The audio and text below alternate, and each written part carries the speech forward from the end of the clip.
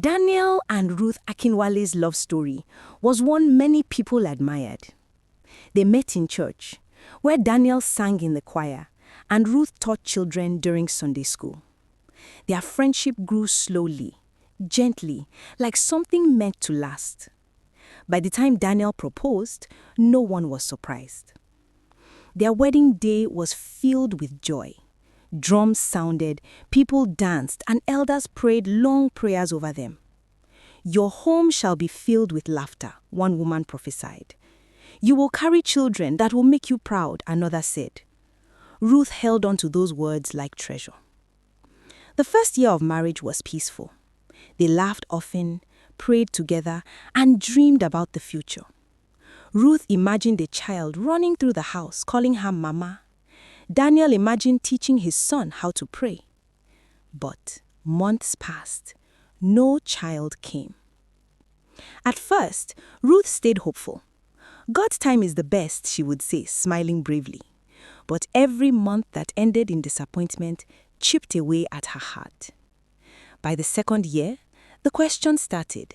"Any good news? Have you tried this doctor? Maybe it's spiritual." Ruth began to avoid family gatherings. At night, she would lock herself in the bathroom and cry quietly so Daniel wouldn't hear. Daniel noticed the change. He held her, encouraged her, prayed with her, but even he felt helpless. By the third year, the whispers became louder. Daniel should marry another wife. A woman without a child cannot hold a home. Those words cut deep. One night, Ruth knelt beside the bed, tears streaming down her face. "God, what have I done wrong?" she whispered. "If you won't give me a child, please don't let my marriage break." Daniel woke up and saw her shaking. He knelt beside her and cried too. It was that night the idea of adoption entered their hearts. At first, Ruth resisted. "Will I truly love a child that isn't mine?" she asked.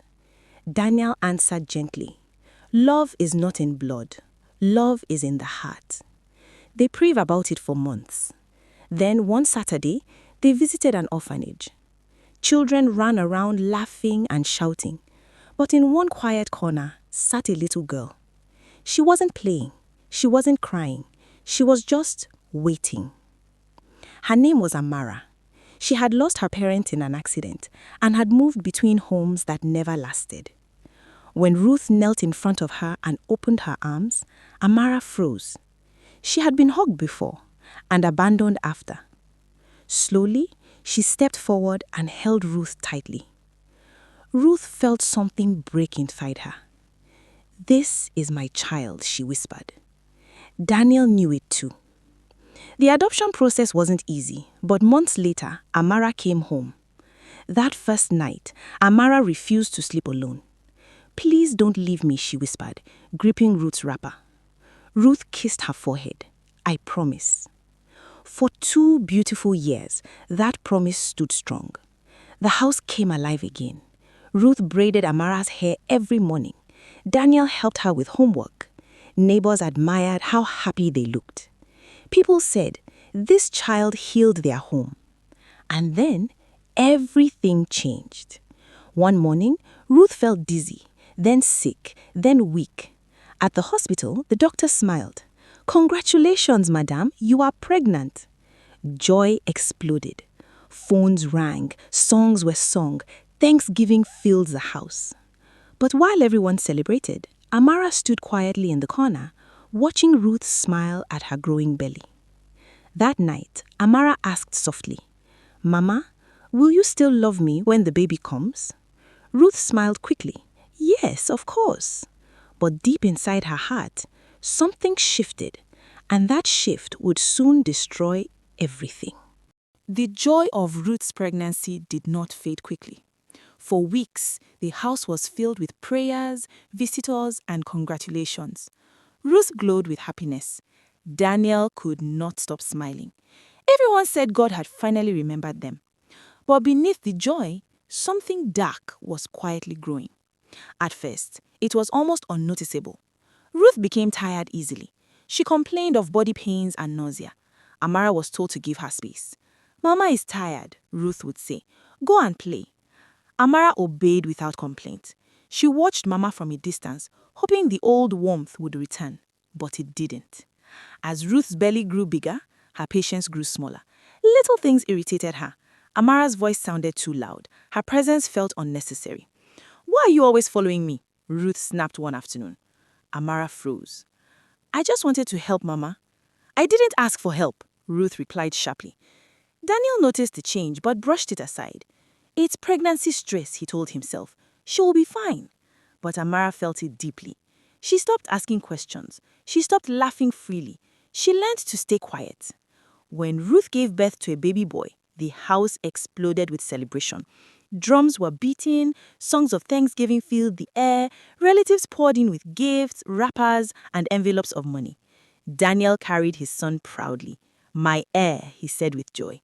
Ruth held the baby possessively, afraid of even the wind touching him. Amara stood by the doorway watching. No one called her to join the celebration. That was the day everything truly changed. After the visitors left, Ruth looked around the house and sighed. "Amara," she called. Amara ran in happily. "Yes, Mama." "From today, you will sleep near the kitchen. The baby needs space." Amara's smile faded. "But Mama, Do you want to suffocate my child?" Ruth shouted. Amara swallowed her words and nodded. That night, she slept on a thin mat near the kitchen door. She cried quietly until sleep took her. From that day, Amara was no longer treated like a daughter. She became a helper. "Amara, fetch water. Amara, wash plates. Amara, sweep the compound again." If she made a mistake, Ruth shouted. If she asked questions, Ruth accused her of jealousy. "Don't come near my baby. I know your type." Daniel began coming home late. Work was stressful, and the baby demanded his attention. Whenever Amara tried to speak to him, Ruth would interrupt. "She's lying. She wants attention. She's jealous of my child." Slowly, Daniel stopped listening, and Amara stopped speaking. Her clothes became old, her food became leftovers. Sometimes she slept hungry. At night, she would whisper prayers. "God, please help me. I don't understand what I did wrong." But heaven was silent.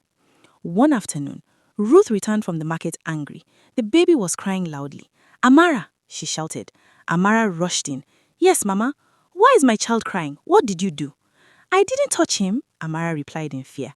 She slapped her. "Liar!" Amara fell to the ground, shocked and trembling. That night, Daniel was not home. Ruth locked the door and beat Amara until her arms ached. "You are not my child," she screamed. "You were just a mistake." Those words broke something inside Amara. That night, Amara did not cry. She sat quietly staring at the wall. When everyone slept, she packed her few clothes into a small nylon bag. One dress, one sandal, nothing else. She opened the gate gently. The night was dark. Rain began to fall. Amara stepped into the unknown. She walked without direction, guided only by fear and pain. Every sound made her jump. Dogs barked in the distance, thunder roared above her. Her feet hurt, her stomach was empty, but she kept walking. By morning, she collapsed near a small roadside church. An elderly woman was sweeping the compound when she saw her. "Jesus!" she screamed. She rushed toward the child.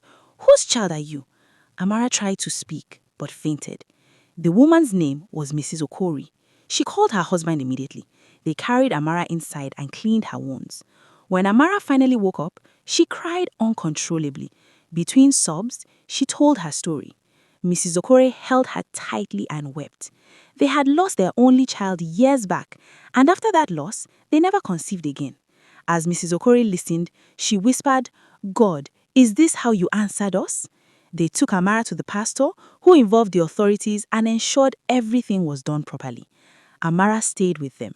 For the first time in a long while, she slept without fear. Meanwhile, back at Ruth's house, morning came and Ruth didn't see Amara. At first, she didn't care. "She's probably outside," she muttered. Hours passed. Daniel returned from work and asked, "Where is Amara?" Ruth shrugged. "I don't know." Fear entered Daniel's heart. They searched everywhere. Neighbors shook their heads. No one had seen her. That night, Ruth could not sleep. For the first time, guilt whispered to her. But pride refused to let her listen. She told herself, "She is not my responsibility anymore."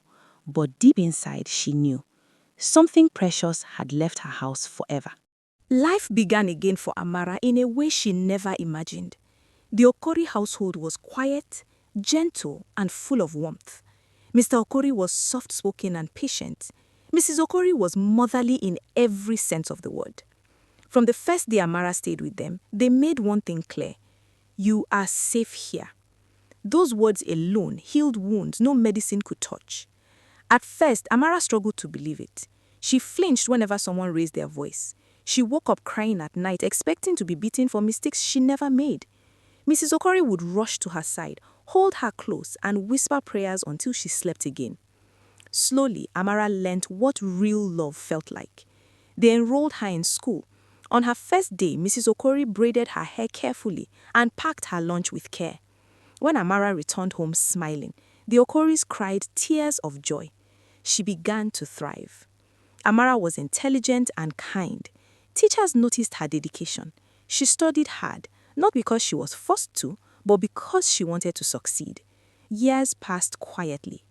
Amara grew into a beautiful young woman, calm, compassionate, and strong. She never forgot where she came from, but she no longer allowed the past to define her. When it was time to choose a career, Amara chose nursing. She said, "I want to heal people. I know what pain feels like." The Okoris supported her fully. On the day Amara graduated, Mrs. Okori held her certificate and cried like a child. "Our daughter," she said proudly. And for the first time, Amara believed it fully. Meanwhile, Ruth's life slowly fell apart. At first, everything seemed fine after Amara left. Ruth focused all her attention on her biological son. She protected him fiercely, watching his every movement, afraid the world would harm him. But the joy did not last. The boy became sick often. Small illnesses refused to heal. Hospital visits became frequent. Medical bills piled up. Daniel worked harder, but money slipped through their fingers like water. Peace left their home. Arguments replaced laughter. Blame replaced love. Ruth blamed Daniel. Daniel blamed Ruth. And in the middle of it all, guilt knocked quietly on Ruth's heart. At night, she began to dream. She saw Amara standing in the rain, crying. She heard her calling, "Mama, Mama." Ruth would wake up shaking, but pride kept her silent. Years passed. Ruth tried many times to conceive again. Nothing happened. Doctors shook their heads. "We're sorry."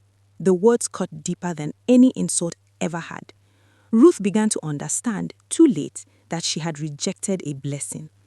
One afternoon, Ruth rushed her son to the hospital during another medical emergency.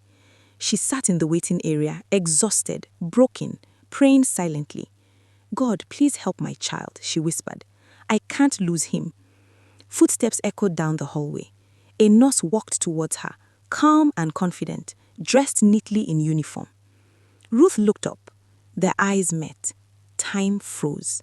It was Amara. Grown, beautiful, peaceful. Ruth's heart stopped. The nurse stopped walking. Amara recognized her instantly. For a moment, neither of them spoke. Then Ruth stood up shakily and collapsed to her knees. "I'm sorry," she cried loudly, drawing attention from everyone around.